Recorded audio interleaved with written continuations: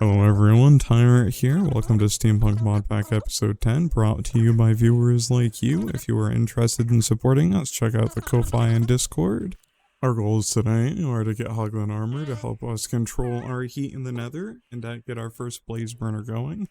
That blaze burner will be used to make brass ingots, a type of alloy, and we can use it to make plenty of other types of alloys as well. And it makes up some pretty nice things. We also will eventually need blaze burners to get steam power going, and steam power is very important to replace our water wheels, because you can produce a massive amount of power using steam power, especially with blaze burners fed with different types of fuel. And that is something that we need to progress further and further into our create mod pack here, to actually become the steampunk titans that we plan to be. And that'll also be something that we'll be using on trains in the future when we eventually get to trains. Now, as for what we're doing in the Nether here, I will walk you through it step by step as well as I can.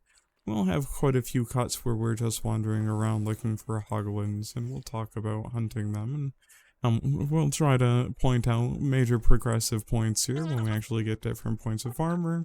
We'll talk about when we discover which Y level to dig at to actually be safe while we're in the Nether, because there's certain Y level where you can dig where you keep a safe temperature without needing to overcook. And you can actually dig at that Y level and see surface level structures, including finding fortresses to find the specific blazes and everything else that we're looking for. We discover that quite a ways into a live stream here, as this is edited down from a 4-hour live stream. We would like to live stream more often, and you are more than welcome to pop in and hang out with us and talk to us, and occasionally some people are invited to join the server, and it's wonderful to have anybody and everybody there. I'm thankful for everybody who stops in to talk to us while we're streaming, especially when you help us stay on track, because this particular stream, I die over 30 times in the Nether, doing things I shouldn't be doing. And there's going to be so much of the live stream cut out where you don't get to see what's going on here, but I will let you know now that blunders were made. I died so much, I had to recover my souls, which is effectively lost hearts, and I had to go and recover my equipment from so far away that it got to be quite a ridiculous live stream, to the point where it was unbearable for people to watch. But with all of that aside, let's get right back into the progress that we've made so far this episode. By this point, I've realized that mining is significantly safer than actually being up in the Nether, but I haven't found the magical Y level to mine it yet. So a lot of the mining that you see going on here is inconsequential and not important to our progress, and a lot of the mining that you see overall will be like that. So we'll skip a lot of segments like this through the actual episode in the future here. At this point, we go and find where the Hoglin actually are and start hunting Hoglins for their skin. And we rapidly progress through the armor pieces that we need. I more or less have an easy time hunting them. I remember them being harder than this. Being on hard mode with an enigmatic... I still can't say the mod name. Enigmatic Legacy. There we go. You get to listen to me stutter. I start with a bow. Turns out they're not too hard in melee. The bow doesn't do much damage. I don't have a special bow. I made something as part of a mod, and I should have made something the same way we made our tools and our swords and everything. Now, for the most part, the next 5 minutes is going to be us hunting Hoglin here. Going back and forth and cooling things down. There's our first piece of armor. Of course, we'll go for the chest plate first. What this armor does specifically is that it helps keep you cool in the Nether. You do not overheat unless you are near lava in particular. It just keeps you safe when you're up top in the Nether, and it has pretty decent stats when compared to diamond armor. So it's not bad to have in the Nether. I do feel like cold sweats isn't very well balanced with additional modded armor, but I could be missing some of the different stats and pieces of equipment that are needed in the mod, but we'll figure that out in a future episode. Now it looks like we have pants as well, 2 pieces of armor. We need a helmet and boots so far. We should gather that pretty quickly. There's our helmet. Now we just need our boots to actually get this done, which shouldn't take too many more Hoglin kills here. And now we have everything to make our boots, and we have our full set of Hoglin armor. I feel the need to point out that we have already figured out what Y level to dig at to figure out where surface structures are, and that was in a previous episode. And here we are following the tunnel, realizing that, hey, I can see things on the surface here. Maybe I can find myself a fortress or something to actually get my blaze in. And we actually go from here and find quite a few neat things along the way, and I will go ahead and jump ahead for all of y'all to be able to see that. After recovering my mini task, I actually returned to the overworld to cook some of the Hoglin loins that I have. This is a bit of a celebratory moment for me, so I wanted to make sure to actually share this with all of you. It's not the most important thing in the world, but it is nice to finally get something after 30 deaths and come home and just cook some really nice food to eat and to consume with the rest of our journey here. An important achievement to point out of what we're doing here is that we're upgrading the rest of our storage to diamond. From there, we invest some of our hard-earned experience into some skill levels here to help us with more damage, more mining speed, and to just in general boost us as we go through our adventures. Here we go back into the Nether again, hopefully to mine to find some things, but we do run into a cataclysm boss that interests me that I originally thought was a dungeon we were mining towards.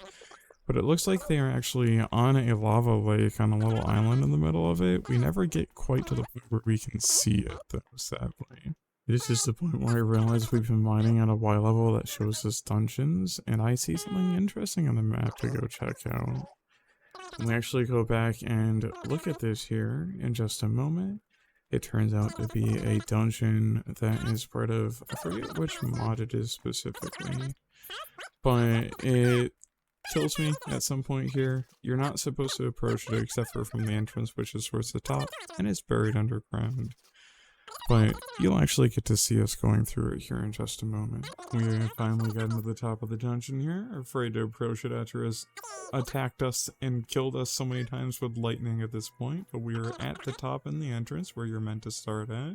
So the dungeon doesn't have its defenses to actually kill you for approaching it from the wrong direction here. I've got a key there. We do not finish this dungeon. We work our way down into it, and we actually do quite a bit of it, but not all of it. It's quite hard even without hard mode on. Right now you can see that I'm looking for the entrance. It is part of Iter RPG. I didn't realize that earlier. I mentioned that I didn't know what mod it was part of. And right now, it's more or less a platformer to get down into, and you progress for level by level, with each different level having different kinds of loot in it. Just kind of randomized. There's a lot here that you don't particularly need to worry about, that you don't have to worry about fighting, but then you get to floors where there are spawners in every single corner, and it is... You can't even jump at them to fight because there's dozens of enemies down there. And it is quite the nightmare to actually try to fight those enemies. As you can see, we're using gravel to try to build both a wall and a platform here to get down to kill them. I make the mistake of actually trying to help Solar here, and it gets me killed and I have to come back. We might have a jump cut if that happens here. We'll see what actually happens here, if the cut's actually in there or not. I'm actually watching this alongside you while I am doing the voiceover, so I don't know specifically what happens here. Other than I watch Solar do most of the work because I'm afraid to touch anything because it will two-shot me. I will eventually come back with enchanted armor and hopefully be set up to deal with situations like this. And or just mine through the entire thing using create engines and cheat, but I'd rather let people actually explore and go through these dungeons and figure things out. Now, so far, we haven't decided to break the spawners just yet, but I do could go ahead and just break the spawners. These guys aren't really dropping anything. Let's get through the dungeon. There's more of these dungeons in the world. If we want to save the spawners, we can save the spawners. So we go through, we get spawner scraps, that's used for other mods and all kinds of different things, and we get the loot from the dungeon, which isn't super crazy. And beyond that, it's mostly just iter RPG progression, and there's not a whole lot to actually see in this dungeon other than us going into it and eventually deciding to quit. We didn't get to the Nether Fortress in this live stream. I had thought we did originally, but we end up not getting me that blaze burner that I need. So I actually work on getting the assembly line set up for it, for when we actually do get the blaze burner. The fortress ends up being a straight line, effectively. The line we were mining originally before we got distracted by the dungeon. We do eventually find where the blazes come from, and it's simple enough to grab blaze burners now. But here we are, just with me working on the assembly lines, trying to get gears in the right place, figure out where I want the different pieces to be. I'm trying to attach everything off of the press. We end up with 3 different lines next to each other. Right now, the mixer is the most important thing to get set up. So I'm trying to decide where I want to get the mixer set up, where I want the basin to be, where the blaze burner is going to go.